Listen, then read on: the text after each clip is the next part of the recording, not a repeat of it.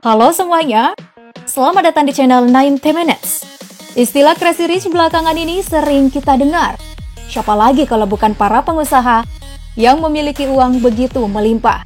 Melihat peluang bisnis yang ada di dunia sepak bola, sejumlah para pengusaha tanah air pun berbondong-bondong untuk ambil bagian di dalamnya.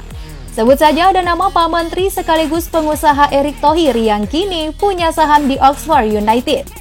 Nah, selain Pak Erick, ternyata masih ada lagi para pengusaha asal Indonesia yang juga memiliki saham, bahkan jadi pemilik klub sepak bola di luar negeri. Siapa sajakah mereka? Let's check this out.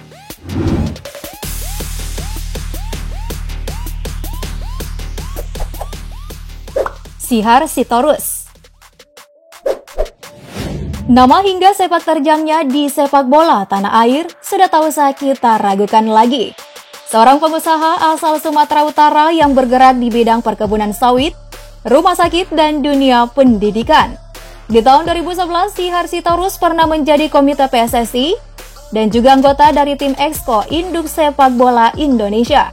Tak sampai di situ, namanya juga tercatat sebagai salah satu pendiri di 4 tim berbeda. Di antaranya Medan Chief, Nusaina FC, hingga Produta Football Club. Rupanya tak hanya dalam negeri, otak bisnis yang dimilikinya mengantarkan Sihar Sitorus membeli klub kasta ketiga di Belgia Verbroedering Den Bosch FC.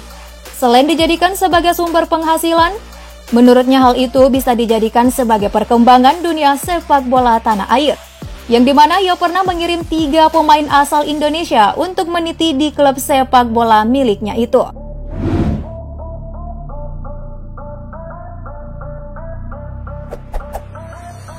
Raja Sabta Oktohari.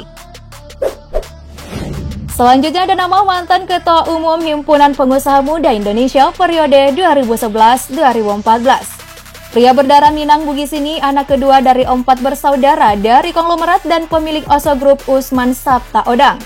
Di samping mengelola usahanya di beberapa daerah yang bergerak di bidang pertambangan, perkebunan, perikanan, transportasi, komunikasi, dan perhotelan, ia juga ikut mengurus konglomerasi Oso Group milik keluarganya. Nah, ternyata ada peran Raja Sabta Oktohari dalam proses pembelian klub Liga Inggris Derby County, yang dimana seorang pakar finansial di Inggris menduga jika pembelian Derby County oleh Eric Alonso melalui No Limit Sport Limited cukup meragukan. Ia pun mendapatkan sebuah data jika Alonso hanya sekedar perantara saja. Orang sebenarnya yang membeli Derby dijelaskan Maguire, yakni pengusaha asal Indonesia Raja Sabta Oktohari.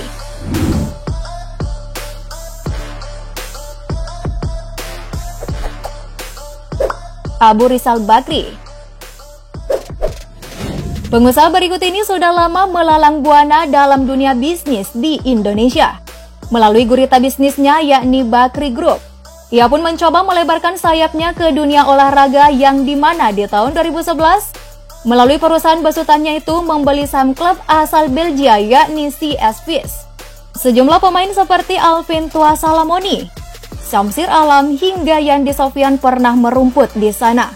Namun 3 tahun berselang, Bakri Group melepas semua sahamnya ke pengusaha lokal. Gurita bisnis Bakri Group akan sepak bola terus menjalar hingga ke negeri Kanguru di tahun yang sama dengan pembelian CS Visp. Perusahaan asal tanah air itu membeli klub yang berlaga di liga teratas Australia yakni Brisbane Roar. Bakri Group membeli 70% saham klub tersebut.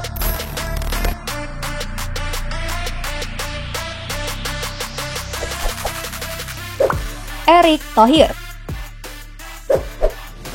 Yup, selanjutnya ada nama Pak Menteri Erick Thohir, yang dimana dahulu ia sempat menggegerkan tanah air atas pembelian saham 70% atas raksasa Liga Italia Inter Milan, yang sebelumnya dimiliki oleh Massimo Moratti. Dikabarkan ia harus menggelontorkan dana sebesar 480 juta US dollar atau setara dengan 6,7 triliun kala itu untuk mendapatkan saham Inter. Namun kekuasaan Thohir hanya bertahan 3 tahun saja. Pada tahun 2016 ia melepas 39% sahamnya ke Sanning Group, perusahaan multinasional asal China. Pada Januari 2019, Thohir menjual seluruh sahamnya yang tersisa 31% di Inter Milan kepada perusahaan asal Hong Kong Lion Rock. Nah, dengan demikian haknya di La Benemata pun sudah tidak ada lagi. Baru-baru ini dilansir dari laman idxchannel.com, bersama Nindya Bakri tengah mengakuisisi 51% dari Oxford United, klub asal Inggris. Apa sih alasan Pak Erick Thohir lebih memilih klub liga luar ketimbang liga kita ya guys?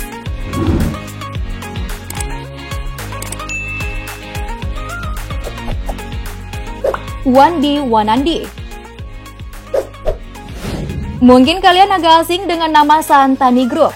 Namun sepak terjang perusahaan tanah air satu ini patut diacungi jempol.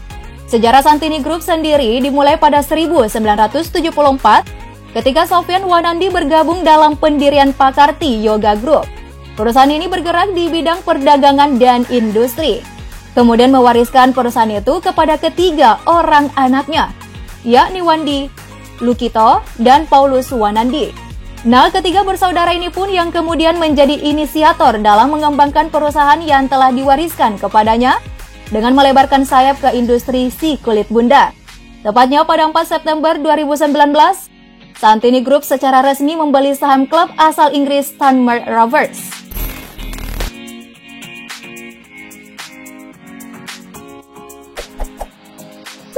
Yusuf Mansur.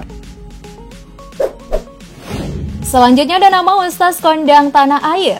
Ya, memang selain berprofesi sebagai seorang dai, Yusuf Mansur juga memiliki sebuah perusahaan bernama PT Paitren Asset Management yang bergerak di bidang investasi. Di samping saham, sumber kekayaan Ustaz Yusuf Mansur yakni sejumlah usaha restoran.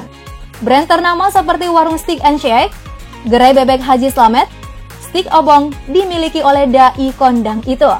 Alhasil dari berbagai usaha yang digelutinya itu, kemudian mengantarkannya membeli saham Lesia Gedengs pada 2018 yang lalu. Dia diyakini harus menggelontorkan sebesar 2,5 juta euro, sekitar 41,2 miliar untuk memiliki 10% saham klub Polandia itu.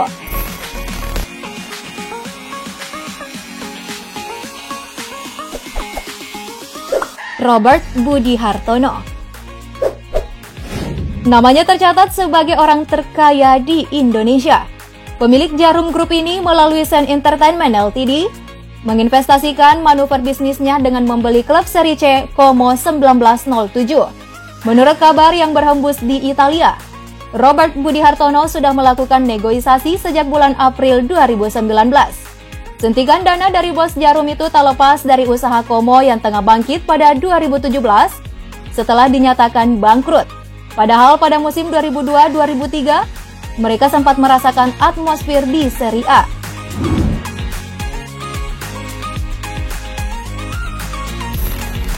Itulah tadi deretan para pengusaha beken asal tanah air yang mampu menancapkan namanya sebagai pemilik klub Eropa. Nah, menurut kalian nih, apakah tren seperti tadi mampu memajukan sepak bola di negeri kita ini? Yuk tulis jawaban kalian di kolom komentar. Thank you for watching and see you next time.